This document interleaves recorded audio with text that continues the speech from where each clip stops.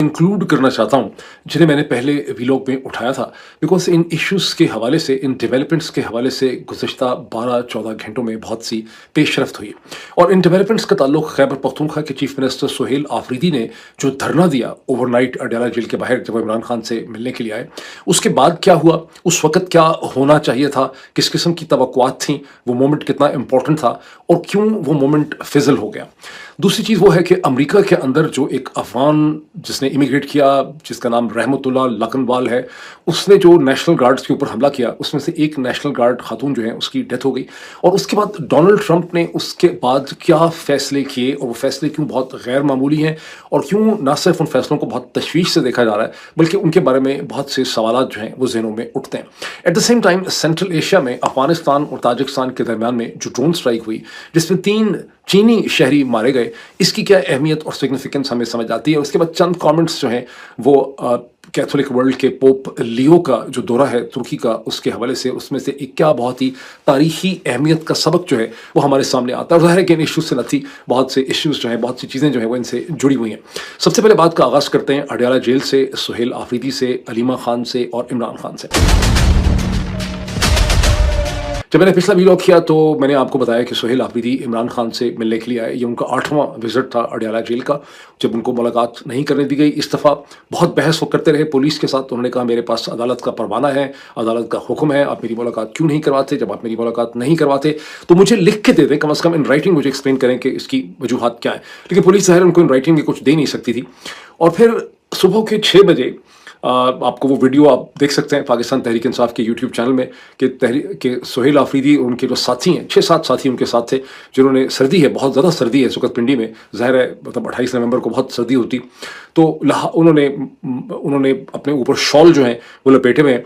जब वहाँ पे एक मुख्तसर सा ऐलान हुआ कि इसके बाद अब वो इस्लामाबाद हाई कोर्ट का रुख जो है वो इख्तियार कर रहे हैं, और उनके साथ मीना खान आफरीदी हैं, उनके साथ शफकत अयाज हैं और चंद और उनके साथी। जो चीज़ नोट करने वाली है कि सुहेल आफरीदी, बहुत इंपॉर्टेंट पॉइंट है, इसको ज़रा इसको गौर कीजिए इसके ऊपर।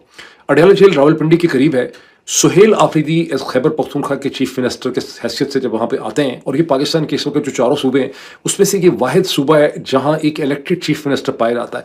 बाकी तमाम सूबों के अंदर पाकिस्तान की मिलिट्री इस्टेब्लिशमेंट के नॉमिनी ही वहाँ के चीफ मिनिस्टर्स हैं। ये वाहिद सूबा है जहाँ एक एक्चुअल चीफ मिनिस्टर एग्जिस्ट करता है। लेकिन ये चीफ मिनिस्टर जो है, और ये 4.5 करोड़ के लोगों का ये नुमाइंदा है। दुनिया में कई मुल्क ऐसे हैं, बरतानिया की आबादी टोटल 6.5 करोड़ है, यूरोप के तो बड़े बड़े मुल्क जो है उनकी आबादी 2-2.5 करोड़ से ज़्यादा नहीं होती। तो ये 4.5 करोड़ के लोगों का एक नुमाइंदा है। ये सिर्फ 7-8 लोगों के साथ वहाँ पे आता है। लेकिन जो शहर है पाकिस्तान तहरीक के, जो पिंडी का शहर इसके साथ है, जो पाकिस्तान अपेरेंटली पाकिस्तान तहरीक इंसाफ के सपोर्टर से भरा पड़ा है, उस शहर की आबादी अपेरेंटली 5 मिलियन यानी 50 लाख से ज़्यादा है। ये क्या वजह है कि जब ये खबर अगर मुझे अमेरिका में मिलती है तो पूरी दुनिया को पता चल रही है, उस इलाके के अंदर सारी रात से वो वहाँ बैठा है इमरान खान से मुलाकात करने के लिए, लेकिन इस शहर से चंद हज़ार, 3-4 हज़ार लोग भी मोबिलाइज नहीं होते जो अडयाला जेल की तरफ आ सकें। उन्होंने कोई आके बलवा नहीं करना, कोई दंगा फसाद नहीं करना, उन्होंने वहाँ पे खामोशी से आना था इस मोमेंट में सुहेल आफरीदी के हाथ मजबूत करने के लिए, ताकि रजीम से नेगोशिएट करने के लिए, बातचीत करने के लिए सुहेल आफरीदी के हाथ मजबूत होते कि देखें एक इतना इंपॉर्टेंट मोमेंट है, ये कितनी इंपॉर्टेंट चीज़ है, जिसमें सडनली एक क्राउड जो है वो मोबिलाइज हो गए। अब 2-3 चीज़ों को और जहन में रखना बहुत ज़रूरी है जब मैं बात कर रहा हूँ इसकी अहमियत को समझने के लिए। इन्हीं गुज़िश्ता 18-24 घंटों में इमरान खान के साहिबजादे, दूसरे साहिबजादे जो हैं, कासिम खान, एक ट्वीट करते हैं जिसको मेरा ख्याल है 20-25 हज़ार लोग रीट्वीट कर चुके हैं, लाखों लोग उस ट्वीट को देख चुके हैं, जिसमें वो इस तशवीश का इजहार करते हैं कि उन्हें, उनके घर वालों को बहुत ज़्यादा तशवीश है कि इमरान खान के साथ कई हफ्तों से किसी की मुलाकात नहीं हुई, किसी ने उन्हें देखा नहीं है, उनकी आवाज़ नहीं सुनी, टेलीफोन पर बात नहीं हुई। और फिर वो एक बहुत सख्त बात करते हैं जो बड़ी दिल हिला देने वाली बात है। वो कहते हैं कि हमें एक प्रूफ ऑफ लाइफ चाहिए कि हमारा बाप जिंदा है, हमें उसका प्रूफ ऑफ लाइफ चाहिए। और फिर दुनिया की हुकूमतों से, अक़वाम मुत्तहिदा से और बैन अल-अक़वामी इंसानी हकूक़ की तंजीमों से डिमांड करते हैं कि आप पाकिस्तान के मिलिट्री रजीम के ऊपर प्रेशर डालें कि हमारी इमरान खान से मुलाकात हो, उन तक हमारी रसाई हो। तो ये एक एलिमेंट को भी जहन में रखना चाहिए। फिर इसको भी जहन में रखें कि इमरान खान की बहनें जो हैं, अलीमा और नौरीन को 19 نومبر کو یہاں پہ زدوکوب کیا جاتا ہے, بالوں سے پکڑ کے گھسیٹا جاتا ہے. وہ بہت بڑی خبر بنتی ہے. شاید ہی کوئی ذی شعور شخص ایسا ہوگا پاکستان کے اندر اور پنڈی شہر کے اندر جسے اس کا نہ پتا ہو. اس کے اگلے کچھ دنوں کے بعد جو پچھلا ہمارا گزشتہ ٹیوزڈے منگل ہے, اس میں علیمہ خان جب یہاں پہ آتی ہیں تو سینکڑوں لوگوں کے ساتھ آتی ہیں, وہ بہت سٹینڈ لیتی ہیں اور اس کو بہت مذمت بھی کرتی ہیں, لیکن اس کے باوجود ان کی ملاقات نہیں ہوتی. تو ایک بلڈ اپ ہے, یعنی ایسا نہیں ہے کہ کوئی ویکیوم ہے جس میں چیف منسٹر سہیل آفریدی یہاں پہ نمودار ہو گئے. ایک واقعات کا تسلسل ہے اور ایک بلڈ اپ ہے. اس کے باوجود بے حسی اتنی ہے, یا پاکستان تحریک انصاف کی راولپنڈی کے اندر جو تنظیم ہے یہاں پنجاب میں, اس کی ایک انسینسٹیوٹی اتنی ہے, اس کی ایک لیک آف پریپریشن اتنی ہے کہ اس موقع پہ جب خیبر پختونخوا کے چیف منسٹر نے یہاں پہ ایک سٹینڈ لیا ہوا ہے تو یہاں پہ کوئی بھی ان کے سٹینڈ کو مضبوط کرنے کے لیے نہیں آتا. اب بعض لوگ یہ کہہ سکتے ہیں کہ چیف منسٹر کو 7 لوگ لے کے نہیں آنا چاہیے تھا, اس کو چاہیے تھا اپنے ساتھ چند ہزار لوگ لے آتا خیبر پختونخوا سے. یہ ممکن نہیں تھا, بیکاز اگر خیبر پختونخوا کا چیف منسٹر اٹک کا برج کراس کرتا ہے اور اس کے ساتھ 3 4 5 ہزار لوگ ہوتے ہیں تو ظاہر ہے کہ پنجاب سے یہ کہا جائے گا کہ چیف منسٹر خیبر پختونخوا کا اپنے ساتھ غنڈے بدماش لے کے آ رہا ہے, ٹرائبلز لے کے آ رہا ہے, یہ دھاوا بول رہا ہے, یہ ایک لشکر ہے, یہ یلغار ہے. اور اس سے پہلے اس قسم کے الزامات اور جملے آپ سن چکے ہیں. سو یہ بالکل بچوں والی بات ہے کہ وہ اپنے ساتھ ہزاروں لوگ لے آتا. جو چیز امپورٹنٹ تھی کہ راولپنڈی کے لوگوں کو, پاکستان تحریک انصاف کی جو تنظیم تھی راولپنڈی کی, اسے صبح کے 5 بجے 6 بجے 4 بجے رسپونڈ کرنا چاہیے تھا. اگر وہ رسپونڈ کرتے تو یہ مومنٹ بڑا ڈفرینٹ ہوتا. انہوں نے یہ رسپونڈ نہیں کیا اور انہوں نے سہیل آفریدی کو ایک کمزور سچویشن میں وہاں پہ چھوڑ دیا. میں آپ کو ایک بہت امپورٹنٹ تاریخی واقعہ یاد کراؤں گا آج سے 22-23 برس پہلے کا. 2002 میں امریکہ نے ایک رجیم چینج آپریشن کو کرنے کی کوشش کی وینیزویلا میں, جب ہیوگو شاویز وہاں کے پریزیڈنٹ تھے, بہت پاپولر پریزیڈنٹ تھے. امریکہ ابھی بھی جھگڑا چل رہا ہے, نکولس مدورو جو ہے وہ جانشین ہے ہیوگو شاویز کے, اور ملٹری کو یوز کیا گیا اور فوج نے ہیوگو شاویز کو برخاست کر دیا, نکال دیا, کو مکمل ہو گیا. 40 گھنٹے تک فوج کی حکومت رہی. کراکس جو ان کا کیپٹل سٹی ہے جس کی آبادی بہت زیادہ ہے, کئی ملین کی اس کی آبادی ہے اور غریب آبادی ہے. لیکن ان 40 گھنٹوں میں جو لوگ تھے وہ لاکھوں کی تعداد میں موبلائز ہوئے. اتنی بڑی تعداد میں لوگ سڑکوں کے اوپر آ گئے کہ فوج ڈر گئی اور ڈر کے فوج نے پسپائی اختیار کی اور سویلین گورنمنٹ وہاں پہ واپس آ گئی. یہ واحد واقعہ نہیں ہے خالی دنیا کا, اس طرح کے اور بھی واقعات رونما ہوئے ہیں. جب آپ کمزوری کا مظاہرہ کرتے ہیں تو جو طاقتور ہوتا ہے اس کے ہاتھ میں کھجلی ہوتی ہے کمزور کو مارنے کی. پاکستان تحریک انصاف کو جب بھی مارا گیا ہے 9 مئی 2023 میں, جس کے میں اس کے بارے میں بہت وثوق سے کہہ سکتا ہوں, بہت ہی کمزور قسم کی اسپونٹینیس قسم کی چیز تھی وہ. ایک ان کو بیوقوف بنا کے سڑکوں پہ لایا گیا تھا. یہ سارا کی ساری چیز کی گئی تھی ان کو بیسکلی سڈنلی پرووک کرنے کے لیے. پاکستان تحریک انصاف کے پاس کوئی اسٹرکچرل آرگنائزیشن اور تنظیم نہیں تھی جس میں وہ سوچ سمجھ کے فیصلے کرتے. ہر اسٹیپ پہ جب ان کے ساتھ زیادتی ہوئی ہے وہ بیسکلی بے خبری میں مارے گئے ہیں. ان کے اندر ایک اسٹرینتھ کی جو کیپیبلٹی ہے وہ نہیں تھی. اور آج صبح جو ہم نے مظاہرہ دیکھا ہے اس نے ایک بار پھر اس چیز کا ثابت کیا ہے کہ ہر سٹیپ اینڈ سٹیج پہ کمزوری کا مظاہرہ کرتے ہیں. جس سٹیپ پہ جو فیصلہ کرنا ہوتا ہے اس مومنٹ پہ وہ فیصلہ نہیں کر سکتے. یہ پارٹی ہفتوں اور مہینوں کی تاریخیں دے دیتی ہے. ہم 19 نومبر کو موبلائز ہو جائیں گے, ہم 8 دسمبر کو پتہ نہیں کیا کرنے کے لیے آئیں گے. ظاہر ہے کہ دوسری سائڈ کو آپ موقع دیتے ہیں, وہ اسٹرکچرل لاجسٹک پریپریشن کرتے ہیں, پروپیگنڈا کرتے ہیں, آپ کو ڈیفینسو پہ ڈال دیتے ہیں. اس پارٹی کے اندر سڈنلی موبلائز کرنے کی کیپیبلٹی نہیں ہے. مین شہر اسلام آباد کے ساتھ ان کا پنڈی ہے, دوسرا شہر ان کا لاہور تھا, تیسرا شہر ممکنہ طور پر ان کا جو ہے وہ کراچی تھا, فیصل آباد. یہ کبھی بھی سڈن فلیش موبلائزیشن جو ہے وہ نہیں کر سکے. بہرحال موونگ فارورڈ, سہیل آفریدی خیبر پختونخوا کے چیف منسٹر یہاں سے نکل کے علیمہ خان کو ملتے ہیں.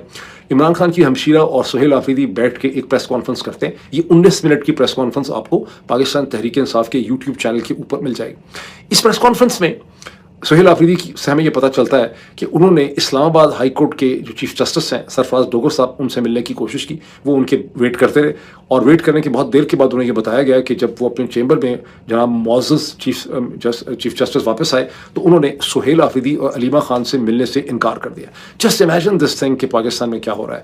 یہ واحد الیکٹڈ چیف منسٹر ہے پاکستان کے ایک صوبے کا, اور اسلام آباد ہائی کورٹ کا چیف جسٹس خیبر پختونخوا کے الیکٹڈ چیف منسٹر کو ملنے سے انکار کر دیتا ہے.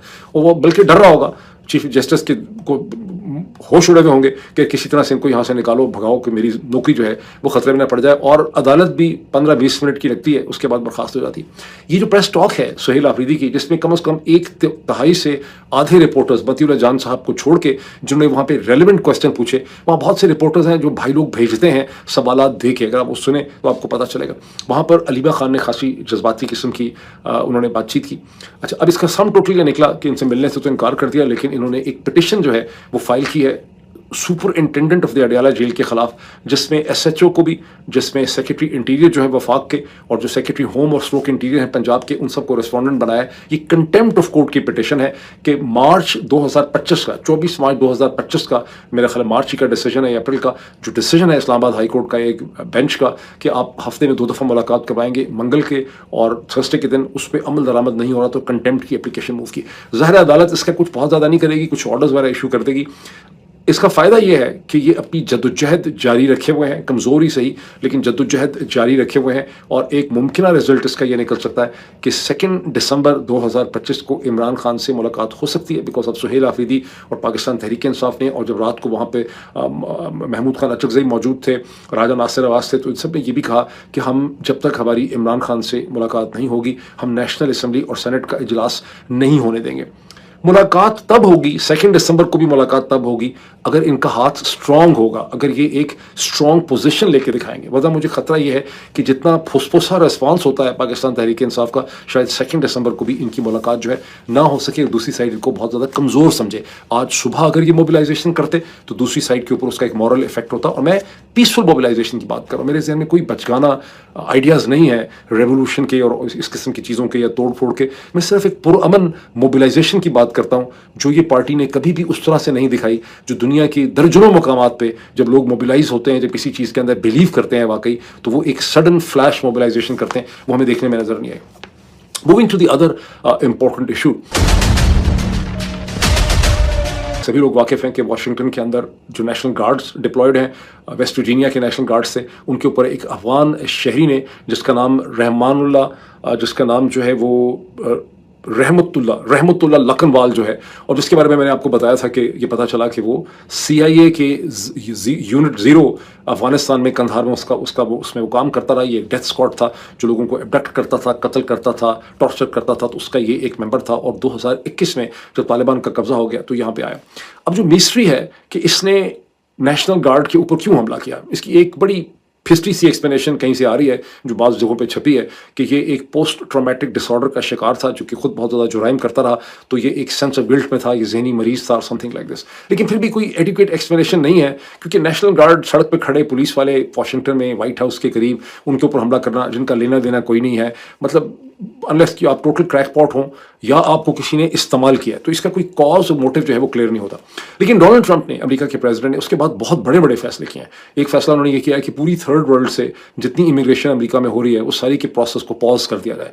यानी उसमें 19 कंट्रीज बुनियादी तौर पे हैं, कहने में उन्होंने थर्ड वर्ल्ड कहा है, लेकिन 19 कंट्रीज कहा जा रहा है, जिनकी लिस्ट पहले थी, जिसमें अफगानिस्तान भी है, जिसमें ईरान भी है, जिसमें अफ्रीका के ममालिक भी हैं, और उसमें वेनेजुएला भी। उस लिस्ट को आप देखें तो बुनियादी तौर पर वो तमाम कंट्रीज हैं जिनसे ट्रंप एडमिनिस्ट्रेशन जिनको अपना दुश्मन समझती है। ये पहली दफ़ा है कि इस किस्म की लिस्ट में फॉर्चुनेटली पाकिस्तान नहीं है, एक पॉलिटिकल किस्म की लिस्ट है।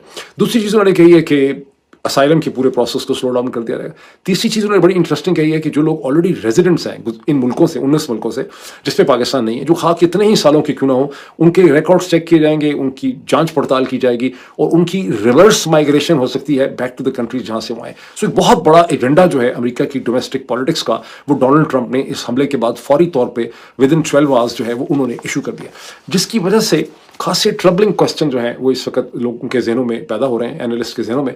वो ट्रबलिंग क्वेश्चन ये है कि डोनाल्ड ट्रंप का इलेक्शन मैनिफेस्टो भी यही था कि मैंने असाइलम रोकना है, मैंने इमिग्रेशन रोकनी है, गलत मुल्कों से लोग यहाँ पे इमिग्रेट कर रहे हैं, हमारे कल्चर को, हमारी तहजीब को डिस्ट्रॉय कर रहे हैं।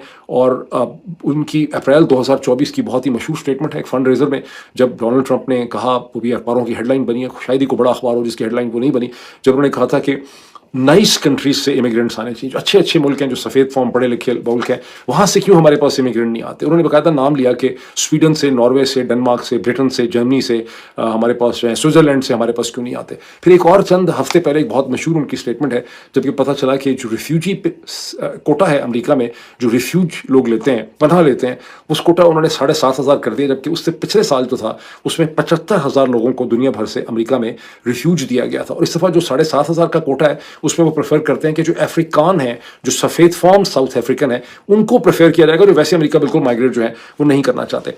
अब लोगों को समझ ही आ रही है इस वक्त, एनालिस्ट को, अगर आप अमेरिकी अखबार देखें, कि रहमतुल्लाह का जो ये अटैक है, इससे 3 बड़ी पॉलिटिकल नीड्स जो हैं वो अमेरिका के प्रेसिडेंट की फौरी तौर पे पूरी हो गई। उनकी एक पोजीशन थी कि इमिग्रेशन खतरनाक है, साबित हो गया कि इमिग्रेशन खतरनाक है। वो असाइलम सीकर्स के भी खिलाफ थे, असाइलम सीकर्स के भी खासी मदद मिल गई उनके पोजीशन को, और वो कह रहे थे कि खतरा बहुत ज़्यादा है अमेरिका में लॉ एंड ऑर्डर का, इसलिए अमेरिका के शहरों के अंदर आर्मी स्ट्रोक नेशनल गार्ड की डिप्लॉयमेंट होनी चाहिए। यहाँ भी उनका मौक़िफ़ जो है वो स्ट्रेंथन हो गया है। लोग ये भी समझते हैं कि 2026 के जो मिड टर्म के इलेक्शन है, जिसके बारे में लोग कहते हैं कि बहुत आसानी से डेमोक्रेट्स इन इलेक्शंस को जीत जाएंगे। हमारे भी एक दोस्त हैं वकार खान साहब, जब भी मिलते हैं वो कहते हैं मिड टर्म में देखना आप क्या होगा अभी भी इलेक्शंस में। और मैं उनको हमेशा कहता हूँ कि डोनाल्ड ट्रंप को भी एहसास है कि मिड टर्म उनके लिए बहुत भारी होंगे और उनकी भी एक काउंटर स्ट्रेटजी होगी। और इसके हवाले से अमेरिका में बहुत कुछ छपता है। इस मुल्क की खूबसूरती है कि बहुत ज़बरदस्त एनालिसिस यहाँ पर छपता है, सिर्फ पाकिस्तानी ओरिजिनल लोग जो हैं उस एनालिसिस को पढ़ना नहीं चाहते। तो वो एनालिसिस छप रहा है मुसलसल कि डोनाल्ड ट्रंप कोई बड़ी चीज़ करेंगे अपने बेस को गैल्वनाइज करने के लिए। मिड टर्म से पहले आपने पॉलिटिक्स में हमेशा अपने ही बेस को गैल्वनाइज करना होता है, दूसरा बेस अपनी जो आपकी जो अपोजिट साइड होती है वो अपनी ओपिनियंस को चेंज नहीं करती। जब मुख्तलिफ किस्म के वाक़यात होते हैं जो आपके मौक़िफ़ को स्ट्रेंथन करते हैं, जैसे जंग हो जाती है किसी दुश्मन के साथ, तो आपका मौक़िफ़ जो है वो स्ट्रेंथन होता है। तो यहाँ पर ये जो वाक़या हुआ है, इस वाक़े की हकीकत नहीं पता कि ये वाक़या इतना अजीबोगरीब क्यों हुआ है, और ये जो अफवान था इसको क्या चटी पड़ी है कि बेकार में नेशनल गार्ड के ऊपर आके हमला करे। लेकिन इसके नतीजे में अमेरिका की सियासत को एक बहुत बड़ा धक्का लगा है और डोनाल्ड ट्रंप की पॉलिटिक्स जो है वो बहुत ज़्यादा मजबूत हुई। अब इसके साथ कुछ खित्ते में, सेंट्रल एशिया में भी ऐसी चीज़ें हो रही हैं जो बड़ी अजीब हैं। गुज़िश्ता 24 घंटों में ताजिकिस्तान और अफगानिस्तान के बॉर्डर के ऊपर एक ड्रोन स्ट्राइक हुई है। ताजिकिस्तान और अफगानिस्तान में वैसे भी ताल्लुकात अच्छे नहीं हैं। ताजुक के एक फियसली सेकुलर रजीम वहाँ पे रजीम है, वो तालिबान से बड़े खौफज़दा हैं। लेकिन जो हमला हुआ है इसमें 3 चीनी इंजीनियर या शहरी जो हैं वो मारे गए हैं। ताजिकिस्तान की हुकूमत ने इसको कंडेम किया, ये कह के कि एक नेबरिंग कंट्री से हुआ, उन्होंने अफगानिस्तान का नाम नहीं लिया। अलबत्ता दुनिया भर के अखबारात में इसका जिक्र है। ये तमाम जितने चाइना रिलेटेड अखबार हैं, हांगकॉन्ग के उसमें है, हिंदुस्तान के अखबारों में है, सेंट्रल एशियन पेपर्स में, कि इस तरह से तीन शहरी जो हैं यहाँ मारे गए हैं, और चाइनीज़ एम्बेसी ने भी इसको बड़ा कंडेम किया। अफगान तालिबान जो हैं वो बहुत परेशान हैं, बड़े डिफेंसिव हैं। उन्होंने कहा कि हम हर मुमकिन कोऑपरेट करेंगे। वो समझते हैं कि उनकी टेरिटरी के अंदर ऐसे एलिमेंट्स हैं जो यहाँ पर कयास मचाना चाहते हैं और उनकी हुकूमत को डिस्टेबलाइज करना चाहते हैं। अब ये कौन करना चाहता है ये तो क्लियर नहीं है, लेकिन अंडरस्टैंडेबल है कि कुछ ना कुछ होने को है। ये जो अमेरिका में हमला हुआ है, इससे पहले भी बहुत लोग कह रहे थे, मेरी बड़ी कमज़ोरी कि मैंने अपने किसी व्लॉग में इसको डिस्कस नहीं किया, कि अमेरिका में कुछ होगा। ठीक है, अब ये एक चीज़ हुई है, हो सकता है अमेरिका में कुछ और हो। और सेंट्रल एशिया में जो ये हुआ है, इसका मतलब है कि अफगानिस्तान में जो अफगान तालिबान की हुकूमत है उसके बारे में भी सवाल उठते हैं कि शायद उसका भी किसी ने कुछ करना है। अभी इसको जहन में रखना चाहिए। अब एक देखें कि पाकिस्तान के फॉरेन ऑफिस ने एक बड़ी स्ट्रॉन्ग स्टेटमेंट इशू की है, बहुत अजीब। वाशिंगटन में जो कुछ हुआ है उससे पाकिस्तान के फॉरेन ऑफिस ने कहा है कि ये जो इंटरनेशनल टेररिज्म है ये सबके लिए बहुत बड़ा खतरा है। ये स्टेटमेंट खासी रिडिकुलसली हद तक फ़नी है, बिकॉज एक ऐसा मुल्क जिसके ऊपर मगरब के तमाम मुल्क कह चुके हैं कि ये एपी सेंटर ऑफ टेरर है, वो इस वक्त ग्लोबल टेररिज्म के खिलाफ पोजीशन ले रहा है और अमेरिका को और मगरब को ये बता रहा है कि दहशत गर्दी जो हो रही है, ये जो अफगानिस्तान से रिलेटेड है, ये कितना बड़ा खतरा है। एक दो quick comments about the Oxford union में, जहाँ हिंदुस्तानी डेलीगेशन एंड टाइम पे वॉकआउट कर गया, डिसअपियर हो गए, छोड़ गए वहाँ से।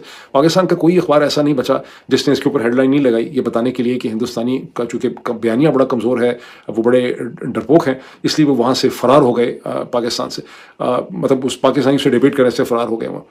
इसमें हिंदुस्तान के farmer army chief general Naravane और उनके बहुत ही स्ट्रेटेजिक थिंकर सुब्रमण्यम सवामी, और उसके अलावा साचन पायलट जो उनके कांग्रेस के एक बहुत आर्टिकुलेट लीडर हैं, उन्होंने यहाँ पे आना था। मैंने आपको पिछले व्लॉग में बताया था कि किसी भी हिंदुस्तानी अखबार ने इस पर बिल्कुल कमेंट नहीं किया, और मेरी अंडरस्टैंडिंग ये है कि मिनिस्ट्री ऑफ एक्सटर्नल अफेयर्स की एक पॉलिसी है कि पाकिस्तान की साइड से कोई भी हाई प्रोफाइल एंगेजमेंट नहीं करनी है, और ये जो कमिटमेंट कर ली थी हिंदुस्तानी साइड ने, ये मिनिस्ट्री ऑफ एक्सटर्नल अफेयर्स से वेट नहीं हुई थी। जब उनको पता चला तो उन्होंने इसको चेंज करने की कोशिश की, लेकिन मैं कोशिश कर रहा हूँ कि मेरी बड़ी कोशिश, मेरा बड़ा ख्याल था कि शायद कुछ ना कुछ कमेंट हमें इंडिया से मिल जाएगा, लेकिन मेरी कोशिश होगी कुछ इंडियन सोर्सेज से पता किया जाए कि वहाँ इसके हवाले से क्या खिचड़ी पकी है, और फिर मैं आपके साथ शेयर करूँगा।